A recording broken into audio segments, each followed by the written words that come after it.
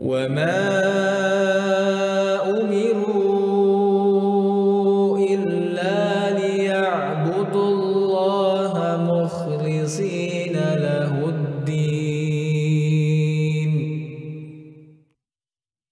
Bismillah. Bagaimana sikap yang tepat jika kita menemui kesyirikan begitu Ustaz, seperti makanan begitu, apakah cukup kita lihat-lihati atau memang salah jika dia merusak kesyirikan seperti makan begitu, seperti dia tendang begitu Ustaz langsung? Baik. Tergantung ini kita tahu nggak orangnya. Kalau kita tahu orangnya, kita pergi ke orangnya. Kita nasihati. Kalau kita tahu orangnya, kita nasihati bahwa memberikan sesajian begitu, melakukan persembahan kepada selain Allah, apakah sembelihan ataupun bukan sembelihan, itu syirik. Itu bisa memasukkan seorang ke dalam neraka. Jangan nasi lengkap dengan lauknya, lalat saja kalau kita korbankan untuk selain Allah, masuk neraka. Disebutkan oleh Syekh Muhammad bin Abdul Wahab rahimallahu taala dalam kitab Tauhid, ada seorang lelaki dakhalan nar bi dubab, masuk neraka karena lalat.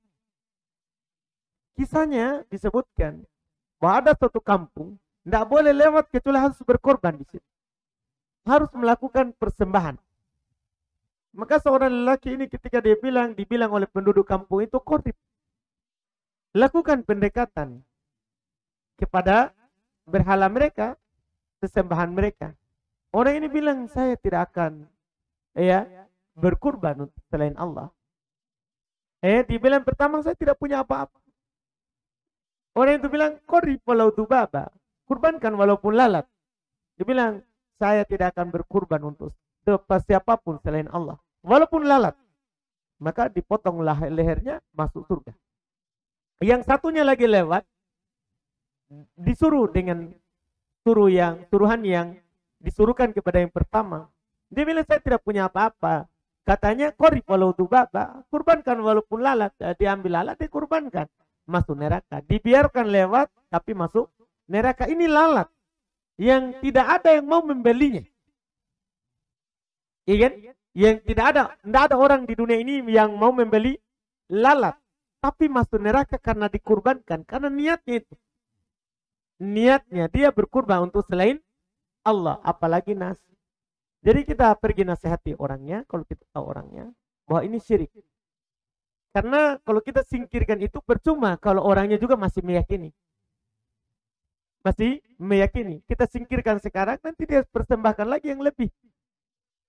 Apalagi dapat ujian, setelah ada yang menyingkirkannya malah dia dapat musibah. Oh, sudah, tadinya cuma ayam, nanti jadi kambing.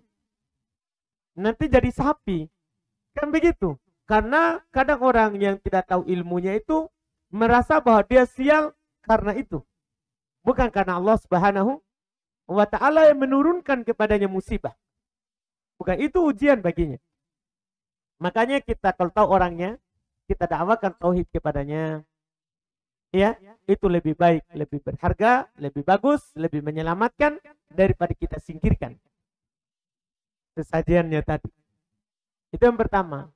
Dia, kalau kita tidak tahu orangnya, apakah boleh kita singkirkan, boleh kita hancurkan, maka lihat maslahat dan mafsadanya. Dan daf'ul mafsada al-madar muqaddam ala jalbil manfaah.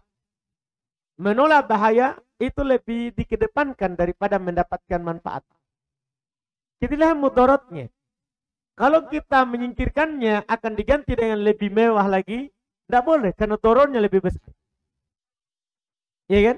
Ada orang menghancurkan berhala, tapi dia akan membuat berhala yang lebih megah lagi. Tadinya jelek-jelek, tapi karena dihancurkan dia buat lagi yang lebih. Tidak boleh karena akan melahirkan mudarat yang lebih besar. Tidak dibolehkan. Jadi dipikirkan apakah akan muncul mudarat atau tidak. Kalau tidak ada yang muncul mudarat, sudah habis, hanguskan. Seperti Ali bin Abi Thalib radhiyallahu ta'ala. Ketika Nabi SAW waktu itu di Mekah, belum tidak ratakan kuburan, tidak hancurkan patung. Tapi setelah belum taklukkan Mekah, dia utus Ali, Jangan biarkan kuburan yang tinggi, ratakan semuanya. Jangan biarkan gambar kecuali harus dihapus. Ini karena sudah kuat. Tidak ada lagi mudorot, yang ada manfaat.